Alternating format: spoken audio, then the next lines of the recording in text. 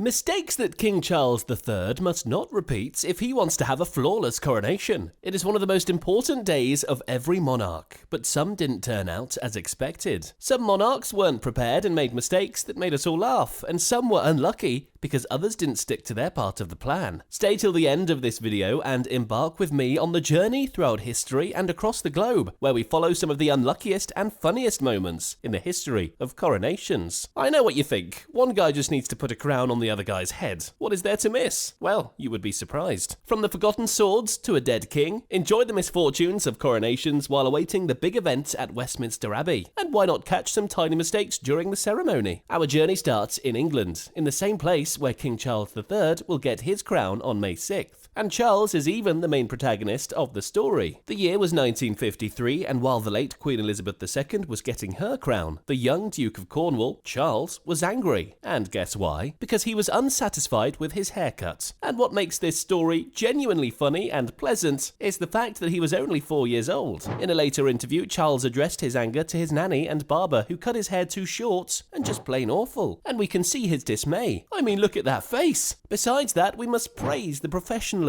of weather forecasts in England. Since coronations in the 20th century became public events, it was decided to perform the coronation of Queen Elizabeth II on June the 2nd, because it's historically the warmest day of the year in London. Do I even need to say it was raining? Queen Anne's coronation in 1702 wasn't as pleasant as the previous story because she was seriously ill. The Queen was suffering from gout, and for some time around the coronation, the symptoms manifested so badly that she couldn't even walk to the throne because of pain.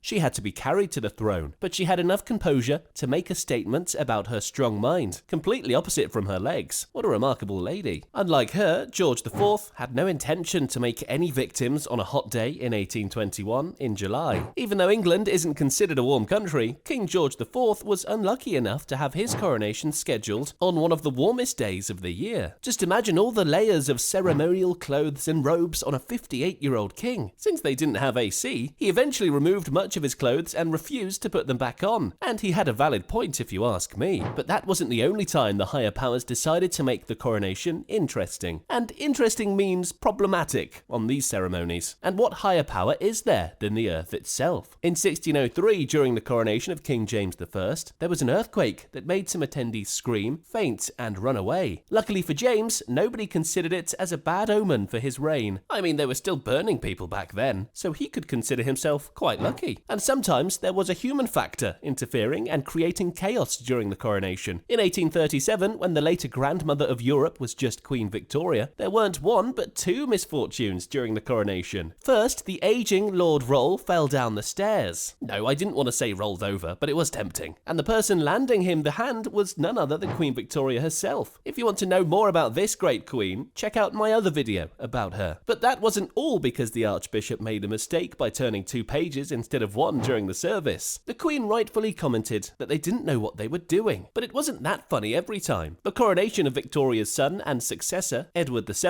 in 1902 was almost disastrous because the nearly blind 80-year-old Bishop of Canterbury misread some of the hugely printed words of the service. But that was not all, because the bishop dropped the crown on the king's head and couldn't stand up. Sadly, he passed away 4 months later. But there was a time when the crown fell, or at least part of it. In 1761, the crowning of George III was often interrupted by the sounds of forks hitting plates because the guests were hungry and couldn't wait till the end of the procession to start eating. I don't blame them. And as a cherry on top, the diamond from the crown fell on the floor. Some of these stories are quite funny and controversial, but my all-time favourite misfortune of the British coronation definitely took place in 1714, when the first monarch of the Hanover dynasty took control of the British throne. The Hanover dynasty is the same dynasty that rules today under the name Windsor. And back then, they were genuine Germans. And most Germans in the 18th century couldn't speak English. And the Archbishop's knowledge of the German language was on a similar level to my knowledge of the Japanese language. That means knowing 5 to 7 words and using arms all the time. And guess what? The king got bored during the long service and started winking at the peeress. At least he showed everyone he was friendly. Unlike him, King James II wasn't that friendly. I mean, there was even a revolution against him, a successful one. And his coronation started with a fiasco. In 1685, it was decided decided to make the greatest fireworks on the shore of the River Thames. It was the most spectacular collection of fireworks the world has ever witnessed. But there was one problem. It lasted only a minute. One spark from the first rocket lit all the others and ruined the show. Although it lasted less than a minute, the fireworks managed to create a panic among people who started jumping into the river, and don't get me started about the runaway horses galloping through the streets of London. Ironically, the reign of James II was even worse than his coronation, and his successor, after the Glorious Revolution of 1688, William of Orange, had a problem. Only the Parliament could choose the king, and only the king could summon the Parliament. And they didn't have either. In the end, the politicians decided to kill two birds with one stone, and did both simultaneously. Our journey continues outside the British Islands, and we follow coronation stories all across the globe. Now we are in 1995 in Uganda, where the Toro Kingdom got its new king. His name is Rukira Basaija Oyu Nyimba Kabamba Iguru Rukidi IV. And please don't make me say his full name again. The problem with,